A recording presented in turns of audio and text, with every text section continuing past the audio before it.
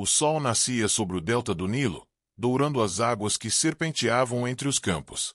À distância, as muralhas de Avaris, capital do norte, brilhavam como se fossem feitas de cobre. Era ali que Queper, escriba do templo de Sete, registrava os dias que mudariam para sempre o destino do Egito. O país estava dividido. No sul, Tebas ainda venerava os antigos faraós e seus deuses solares. No norte, os Ixos, estrangeiros vindos de terras distantes, governavam com carros de guerra e armas de bronze que nenhum egípcio havia visto antes. Mas em Avaris, a vida seguia entre o medo e a curiosidade. Queper não era guerreiro, nem sacerdote poderoso, era apenas um observador. Porém, naquela manhã, ao abrir os rolos de papiro e registrar a chegada de uma nova caravana vinda do leste, sentiu algo diferente. Os estrangeiros traziam mais do que ouro e mercadorias, traziam silêncio. Silêncio e olhares desconfiados para as muralhas, como se algo os perseguisse. E no topo do portão principal, o emblema dos Ixos, a serpente entrelaçada ao sol, parecia brilhar com uma luz que não vinha do céu. Queper ergueu os olhos e sentiu um arrepio. Não sabia ainda, mas naquele instante, o Egito deixava de ser apenas o reino dos faraós e tornava-se um campo de sombras e segre. Nos dias que se seguiram, o ar em Avaris tornou-se denso, como se o próprio deserto respirasse sobre a Cide. Queper observava de sua janela o vai-vem das caravanas ixas, homens de rostos duros, olhos claros e palavras cheias de sons desconhecidos. Suas armaduras brilhavam sob o sol. Quando passavam, até os soldados egípcios desviavam o olhar.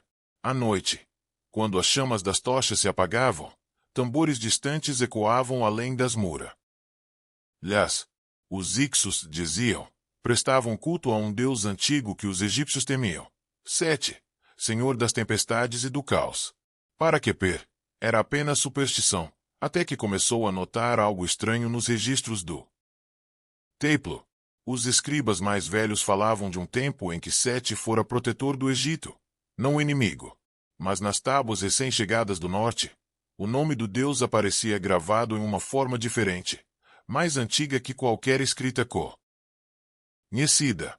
Era como se os Ixos não o tivessem adotado, mas o tivessem trazido de volta.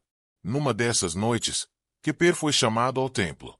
Um sacerdote o aguardava junto ao altar. Dizem que você lê o que não deve, falou o homem, com voz fria. Cuidado com o que tenta decifrar, escriba. Há nomes que foram enterrados por um motivo. Queper curvou-se, mas o coração batia forte. Pois, pela primeira vez, ele suspeitava que o poder dos Ixos não vinha de suas armas, vinha daquilo que despertaram areia.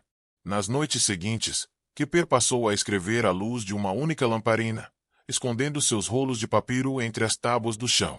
Cada novo símbolo que encontrava nas inscrições dos Ixos parecia mais vivo, mais inquietante. Havia nelas algo que pulsava, como se as letras respirassem. Determinou-se a descobrir sua origem. Com a ajuda de um servo leal, desceu até os antigos túneis sob o templo de Sete, locais há muito abandonados. O ar era pesado, e as paredes, cobertas de desenhos apagados por mão. Apressadas. Ali, entre poeira e silêncio, encontrou o que restava de um selo quebrado. No centro da câmara, um círculo de pedra marcada por símbolos mistos, egípcios e estrangeiros, envolvia uma PEC. Na abertura. Dela saía um sopro frio, impossível de vir da areia. A quente acima. Dentro desse sopro, Queper ouviu, muito baixo, quase um eco, uma voz antiga, que não falava em nenhuma língua conhecida. O servo fugiu. Aterrorizado. Mas Queper permaneceu, com o coração tomado por um medo que tem. Era fascínio. O selo, percebeu ele, fora quebrado há pouco tempo, e os Ixos haviam construído o templo exatamente sobre ele. Na manhã seguinte, um dos guardas estrangeiros o esperava à porta de casa. O conselho dos príncipes Ixos o convoca, disse o homem, sem emoção. Há coisas que um escriba não deve ver. Queper olhou de relance para o deserto, onde o sol começava a nascer, e sentiu, pela primeira vez, que a própria luz parecia temer o que dormia sob a terra. A sala do conselho era vasta e escura, iluminada apenas por tochas presas a colunas de granito. Queper foi conduzido até o centro, onde 7 homens o esperavam, os príncipes Ixos, vestidos com peles e bronze, coroas que misturavam símbolos do Egito e de terras distantes. O líder, um homem de olhos pálidos e cicatriz no rosto, leve, antou-se lentamente. És o escriba que se atreve a ler o que não deve, disse ele em egípcio hesitante, mas firme. Dize-me, Queper, o que viste sob o templo? Queper hesitou, mas sabia que o silêncio seria sua ruína. Um selo antigo, senhor. Quebrado. Gol foi libertado da lei. Os homens trocaram olhares silenciosos. Então o líder, chamado Yacubhar, aproximou-se. Libertado? Sim. Mas não temais. Era o que devia ser feito. Sete esteve adormecido por séculos, esquecido pelos vossos faraós covardes. Nós apenas abrimos o caminho. Queper sentiu um arrepio percorrer-lhe o corpo. Dizem que Sete é o deus do caos, murmurou. Que ele traz destruição e tempestades. Yacubhar sorriu, mostrando dentes manchados de ocre. O caos é apenas o outro nome do renascimento. O Egito apodreceu sob o peso da ordem. Agora, voltará a respirar. Um som distante, como o rolar de trovões, ecoou do subsolo, fazendo a chamas das tochas vacilarem. Queper percebeu que não estava diante de guerreiros, mas de homens tomados por fé e loucura. E quando foi dispensado, o líder o deteve por um instante. Escriba, tu viste demais.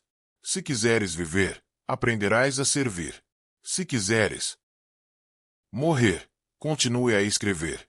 Queper deixou o salão com as pernas trêmulas. E naquele instante, compreendeu. Os Ixos não apenas governavam o Egito. Estavam tentando recriá-lo. As semanas seguintes trouxeram presságios que ninguém ousava nomear. Do norte vinham ventos quentes como fogo, e do sul, nuvens negras e ocultavam o sol ao meio-dia. No porto, os peixes apodreciam antes de tocar o mercado. Nas muralhas, os guardas diziam ouvir passos nas areias, mesmo quando não havia ninguém. Queper escrevia em segredo. Em cada rolo de papiro, descrevia o que via. O avanço dos rituais Ixos, os sacrifícios noturnos, os cânticos em línguas que faziam o ar tremer. No centro de tudo, o templo de Sete ressoava como um coração vivo. Uma noite, não suportando o peso da dúvida, ele voltou aos túneis. Encontrou ali algo que não deveria existir. As paredes cobertas de novas inscrições, traçadas com sangue fresco, e uma marca recente, a mão de um homem gravada em cinzas. O chão pulsava sob seus pés. E ao tocar a pedra, Queper viu, não com os olhos, mas com a mente, um deserto ardendo sob um céu de fogo, e uma figura imensa de cabeça animal erguendo-se do abismo. Despertou coberto de areia e suor. Sem saber quanto tempo havia passado. Quando saiu à superfície, a cidade parecia diferente, mais silenciosa, como se estivesse à espera de algo.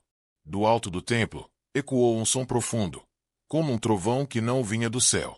O selo sob as fundações estava completamente aberto.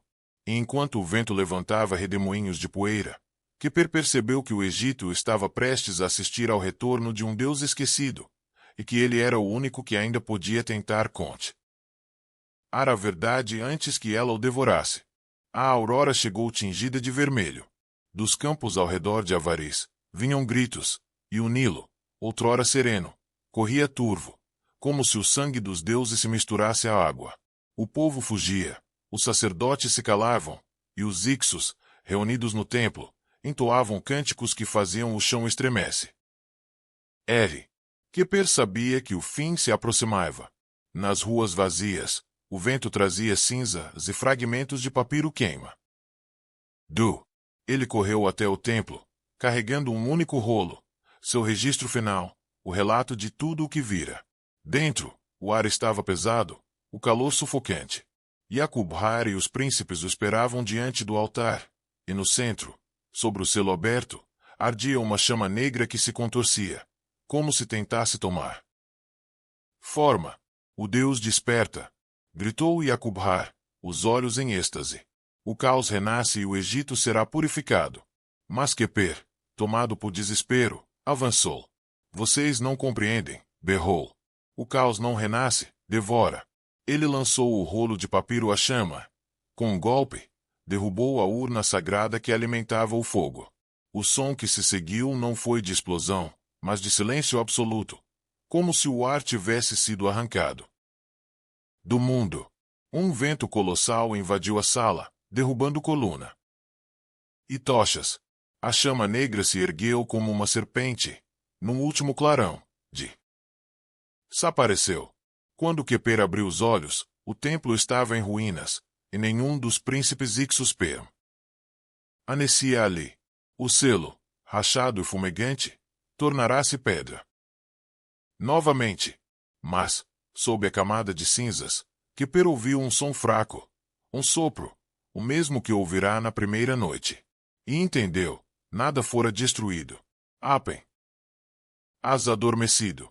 3 milênios depois, o vento ainda sussurrava sobre as ruínas de Avaris. Os arqueólogos cavavam entre pedras queimadas e fragmentos de cerâmica, sem imaginar o que repousava ali. O deserto havia engolido tudo. Templos, muralhas, nomes, tudo, exceto um rolo de papiro protegido por um vaso rachado. O escriba Queper havia deixado seu testemunho. As letras, frágeis e desbotadas, falavam de uma chama negra, de vozes subterrâneas, de um Deus esquecido que os homens ousaram libertar. Alguns estudiosos chamaram aquilo de mito. Outros, de loucura. Mas à medida que o papiro era exposto ao ar, algo mudou. O vento soprou mais forte. As bússolas dos acampamentos arqueológicos começam a girar sem rumo. E, ao pôr do sol, quando a última luz tocou o horizonte, o deserto exalou um som profundo, como o despertar de uma respiração antiga. Os trabalhadores fugiram. Um deles, o último a permanecer, jurou ter visto uma sombra erguer-se por um instante, alta, com a cabeça de um animal e olhos que ardiam em vermelho. Na manhã seguinte, encontraram apenas marcas estranhas na areia, como passo que vinham do subsolo. O papiro de Queper foi guardado em silêncio, trancado em um cofre no Museu do Cairo. E lá permanece, intocado. Alguns dizem que, quando a noite cai e o vento sopra do norte, pode-se ouvir, bem baixinho, um sussurro em língua perdida, repetindo o mesmo aviso. O selo nunca foi completo. Sete dorme, mas o deserto sempre lembra.